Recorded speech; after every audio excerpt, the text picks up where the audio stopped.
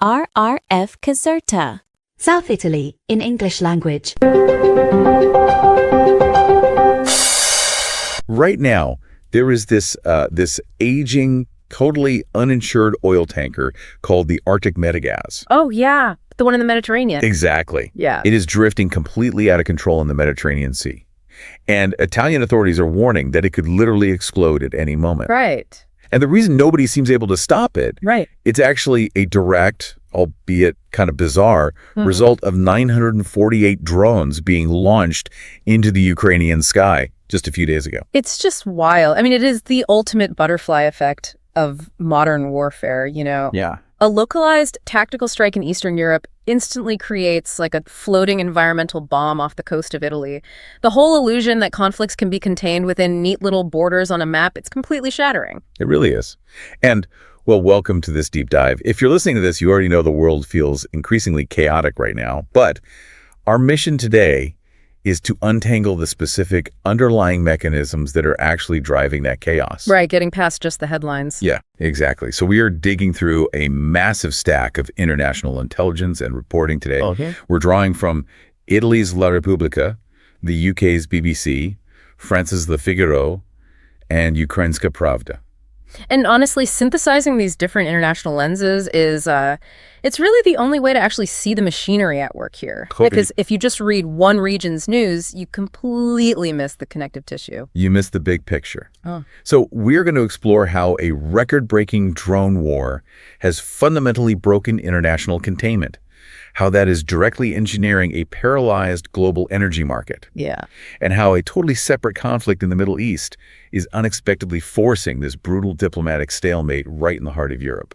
We're looking at the why and the how behind all of this. So much to cover. Right. So let's start with the sky. Because to understand the economic fallout, we first really have to understand the sheer scale of the aerial battlefield right now. It's staggering. It is.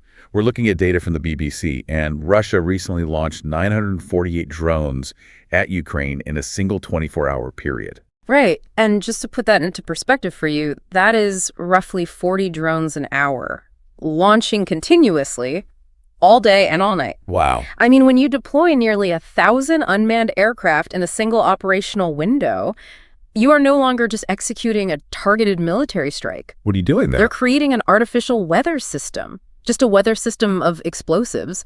And you can't stop a weather system with a line drawn on a map. Wait, I want to push back on that containment idea for a second, because the spillover, it's already happening physically, right? Oh, absolutely. The sources confirm that stray drones are crashing into neighboring countries. Like the BBC reports incidents in Baltic countries like Estonia and Latvia. Yeah, and down south too. Right. Ukrainska Pravda notes that a Russian drone, after being intercepted by Ukrainian air defenses, actually crashed over the border into Romania. Which is a huge deal. Exactly. Romania is a NATO country. So why isn't a drone exploding in a NATO country triggering like a massive alliance-wide Article 5 treaty response? Are borders just suggestions now? Well, that is the incredibly dangerous gray zone of modern drone warfare we're entering. Okay. International law and treaty responses, like NATO's Article 5, they are historically built around the concept of deliberate intent. Like an army physically marching across a line. Exactly. So a stray piece of intercepted machinery falling from the sky. I mean, it is a monumental geopolitical headache. But it's really difficult to legally classify that as a deliberate declaration of war against Romania. It's a loophole. It totally exploits the legal loopholes of airspace. And what's deeply concerning is where this technology is heading next. Right. If you look at Le Figaro, they highlight these stark warnings from Ukrainian President Zelensky and former U.S. General David Petraeus, and they're pointing toward a horizon where this gray zone just becomes the everyday norm. They're talking about the fully autonomous drone swarms. Yes. The shift from, remotely piloted vehicles to AI-driven fully autonomous swarms. Furthermore, they are projecting ranges extending up to 10,000 kilometers. Wait, 10,000? Yeah, and even raising the terrifying potential of drones being engineered to carry nuclear payloads. 10,000 kilometers. I mean, if you plot that on a globe from Eastern Europe, that puts almost the entire northern hemisphere in range. You're talking about Paris, London, Tokyo. Which is precisely why Europe is fundamentally retooling its entire industrial base right now. They have to. According to Ukrainska Pravda, European nations are physically and economically bracing for this reality. They are preparing to permanently produce 100,000 drones and anti-drone systems annually. That's a massive shift in manufacturing. Because they recognize that the airspace above the continent has been permanently altered. But here is the crucial transition point for you listening. Because these drone swarms, they are highly inaccurate over those long distances, right? So they aren't primarily being used to hit like moving troops in trenches. No. They're being programmed to hit massive static targets. They are hitting infrastructure. And when you systemically destroy infrastructure, you instantly move the conflict from a physical battlefield to a global economic one. Exactly. This is where the drone war directly becomes the energy war. And the economic ripples here are just staggering. According to the reporting in La Repubblica, Ukrainian infrastructure attacks have successfully blocked approximately 40% of Russian oil exports. Right. And taking 40% of one of the world's largest energy suppliers offline, it doesn't just hurt the target. No. It violently shakes the entire global commodities market. It affects inflation, it affects shipping, it affects the price you pay at the gas pump every day. Everything is connected. And it is a mutual strategy, this resource strangulation. In that same report, Zelensky warns that Russia is actively preparing a major operation against Ukraine's water supply systems in the coming month. Which is terrifying. It is the literal weaponization of the basic necessities of life. So let's look at the Russian response to that 40% oil disruption, because we get this wild dual narrative from their officials and the sources that feels, honestly, totally contradictory. Oh, it's fascinating. On one hand, you have Deputy Prime Minister Alexander Novak projecting absolute confidence. He claims Russia has successfully pivoted its entire export strategy. Right, the pivot to the east. Yeah, he points to the ESPO pipeline, which is their physical pivot to route oil to the Pacific and Asia, along with alternate routes through Kazakhstan. He insists they have the reserves to just increase production and meet demand elsewhere. Though, to be fair, even Novak admits that completely rerouting a nation's energy grid takes significant time and massive financial investment. It isn't just a switch you flip overnight. Right. It's the classic, this is fine meme, but the room on fire is the global energy market. Exactly. And I say that because in the exact same source, you have another official Putin advisor, Kirill Dmitriev, totally panicking. He's sounding the alarm. He is explicitly warning that Ukraine's attacks are accelerating, quote, the greatest energy crisis in human history. Wow. I mean, that is not the language of a government with a seamless backup plan. So how do we reconcile this? Are they projecting strength while warning of a collapse? You reconcile it by looking at the mechanism of how they are actually trying to move this oil. Novak's pipelines are great on paper, right? But the immediate reality relies on the ocean. The shipping lanes. Yes. And because of international sanctions, traditional maritime shipping companies won't touch Russian oil. So Russia has been forced to utilize what is known as the shadow fleet. I really want to break down exactly how this shadow fleet works, because it sounds like a spy movie, but it's actually just a massive financial loophole. It all comes down to maritime insurance, doesn't it? Precisely. The global shipping industry is governed by a handful of Western insurance syndicates. Good. If you don't have their insurance, you generally cannot dock at major international ports or even sail through key straits legally. Right. So to bypass this, the shadow fleet uses aging, decrepit tankers operating with opaque shell company ownership structures, and crucially, they completely lack standard Western maritime insurance. It's essentially like driving a massive unregistered semi-truck filled with hazardous materials down a crowded highway. That's a perfect way to put it. It has no license plates and no insurance. Everyone on the highway can physically see it, but international maritime law legally doesn't know how to pull it over. That is a perfect analogy. And the international community is finally realizing they have to, change the rules of the highway. They have to do something. We're seeing in the BBC that the UK has formally authorized its armed forces to physically board these Russian shadow fleet tankers. Which is a huge deal. It is a massive escalation in maritime law enforcement. But the danger isn't just legal, right? It's deeply environmental.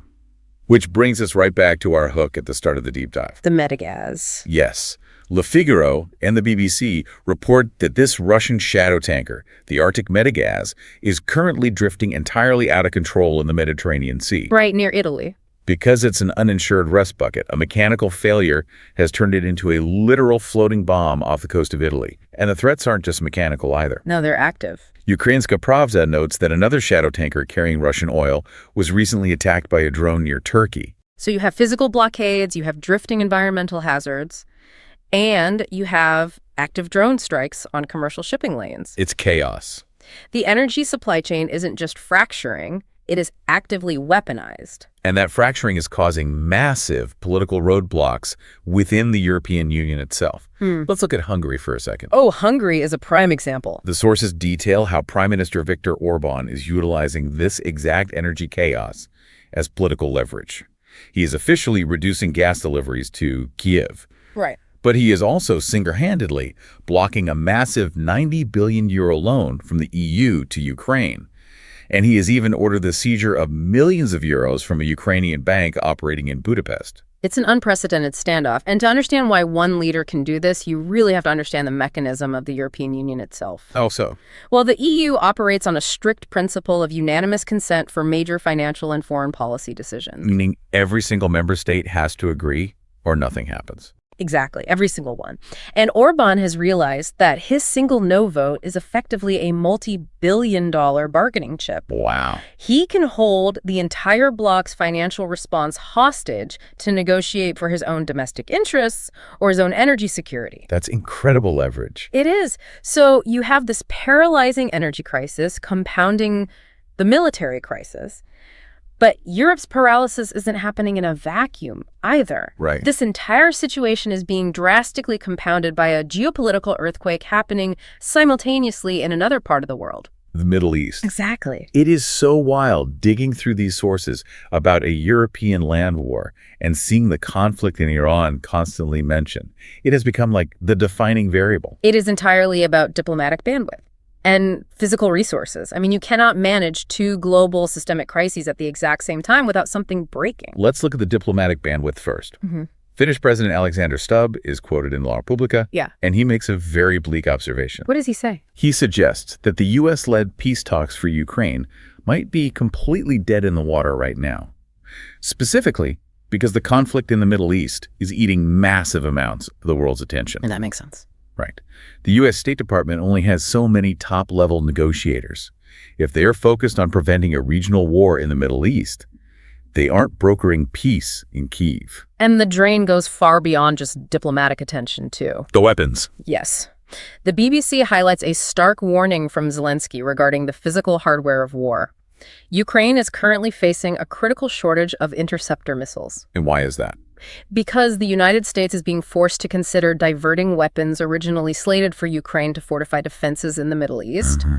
Zelensky actually argues that Putin strategically desires a long, drawn-out conflict between the U.S. and Iran, specifically to bleed Western resources away from the European theater. But here is the twist in the sources that I found absolutely fascinating. Oh, the tech exchange. Yes.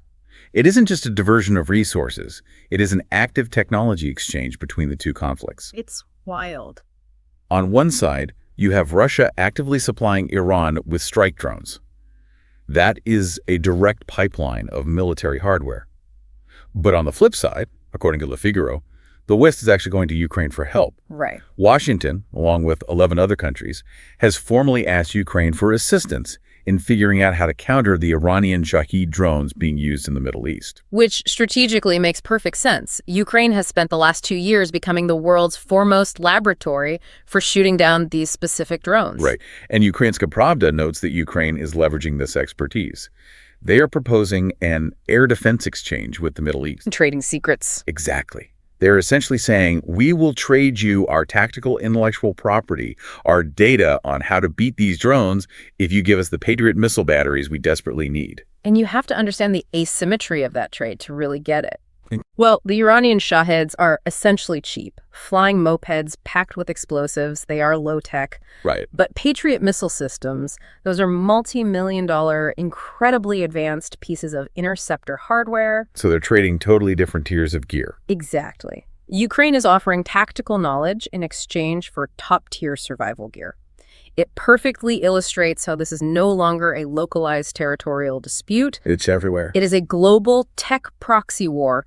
The technology, the weapons, and the geopolitical leverage are flowing completely fluidly between Eastern Europe and the Middle East. So all of this leverage, the oil blockades, the tech exchanges, the drone swarms, it all converges at the diplomatic negotiating table. Or, more accurately, the lack of one. Right, because from what the sources detail, the peace process is entirely frozen. It is a complete deadlock. Finnish President Stubb observed the stall, and the Kremlin openly agrees with him. Which is rare. Very rare. Dmitry Peskov, the Kremlin spokesperson, is quoted in La Repubblica confirming that negotiations are at an absolute stalemate. And the immovable object in the center of the table, the territory of Donbass. Always comes back to the territory. This is where we have to look impartially at a really complex strategic maneuver revealed in these sources regarding a U.S. ultimatum. This is the crucial part. Both Russian and Ukrainian sources confirm that the United States has put a very specific proposal on the table. They have offered high-level security guarantees to Ukraine, essentially the Western defense umbrella they have been fighting for. But the mechanism of that offer comes with a massive, controversial condition. Right. The U.S. is offering these guarantees only on the condition that Ukraine completely withdraws its troops from the Donbass region, effectively ceding that territory to Russia. Yes. So let's look at the strategic calculus here impartially. Why does the U.S. want this? Presumably, Washington wants to stabilize the European theater to stop the drain on resources and pivot focus back to the Middle East and Asia. They want to close the European front. Exactly. They're offering a shield, but asking Ukraine to amputate an arm to fit behind it. And, unsurprisingly, the Kremlin views this calculus favorably.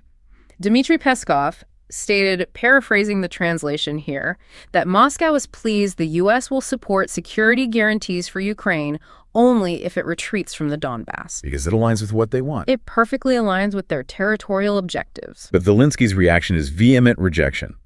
In an interview with Reuters, he pushes back hard against his primary ally. He has to. He argues that withdrawing from the Donbass just to secure U.S. guarantees would fatally compromise the internal security of Ukraine. Right. But more than that, he argues it would ruin the security architecture of all of Europe. His logic is that if you reward territorial aggression with land concessions, the post-WWII concept of sovereign borders is entirely finished. This is the ultimate diplomatic paradox for you to consider as a listener. How so? You have the entity funding the defense in the United States proposing terms of survival that the entity actually doing the fighting in Ukraine views as a catastrophic capitulation. When the funder and the fighter have fundamentally incompatible definitions of what peace looks like, the diplomatic channels just freeze solid. It's a staggering disconnect. Man, we have covered an immense amount of ground today. We really have. We started this deep dive looking at the logistics of a 948 drone swarm and how that airborne weather system of explosives